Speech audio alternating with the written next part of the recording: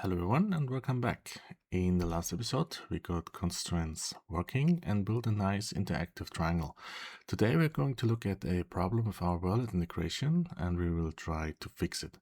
The standard Verlet formulation we've been using works great when the time step is constant, but request animation frame doesn't guarantee a constant frame rate. If a frame takes longer than usual, the time step jumps and standard Verlet can get inaccurate. So we're going to implement an improved time corrected version. We will add wall collision on the left and on the right side of the canvas too. Let's start with our Verlet integration. So what's the problem? This code is what we had before, just a little bit cleaned up. The issue is that this formula was originally derived assuming dt is always the same. So when delta time varies between frames, the velocity term, which is implicitly x minus x alt, doesn't account for the fact that the previous frame might have had a different duration. So how can we improve this? This is the code for the improved Verlet. Here, the key difference is that we track delta times 0, the time step from the previous frame. The velocity term gets scaled by dt divided by dt0, so the delta time before, which compensates for the frame rate changes.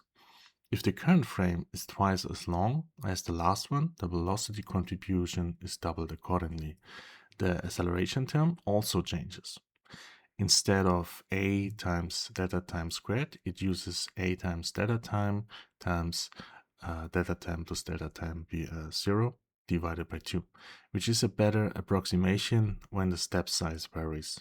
In the integrate Verlet method, you can always switch around. We keep both methods in the file and we will use just integrate Verlet as a switch. You can, as I said, comment, uncomment to swap between them if you want to see the difference. Try the standard one with a variable frame rate, drag the browser window around while the simulation runs and you'll notice the physics behave inconsistently. The improved version handles that much better. And now let's see how we can add some wall collision on the x-axis. This is the code for the wall collision. We already had a floor collision. Now we add left and right wall collisions using the same pattern. We will clamp the position to the canvas boundary and adjust the alt position to reflect the velocity. So now points bounce off all three edges, bottom left and right. We don't need, you could add a top wall, but I will not add it here because later when the glove hangs from the pin points at the top, we don't want it to colliding with an invisible ceiling. But still, you can add it if you want. So, as a small recap, what changed in this episode? We refactored the Verlet integration into two separate methods, standard and improved. The improved version now uses a delta time previous or delta time alt tracking to handle variable frame rates correctly. We added wall collisions on the x-axis so points stay inside the canvas, and we cleaned up the method structure so it's easy to swap between integration approaches. The simulation should now behave more consistently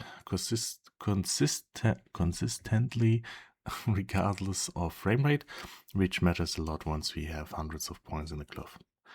Note that you can use variable delta time. Usually for me, I like to use static delta time, so sometimes I use the standard approach.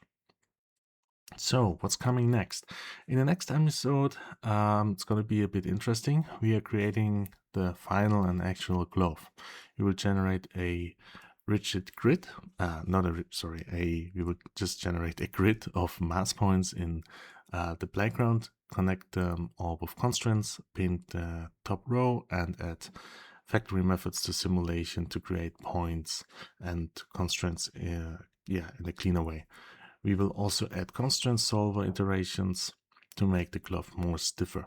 So basically we're just looping a set, a constant time like 5 times over the solver to make the constraints more stiffer.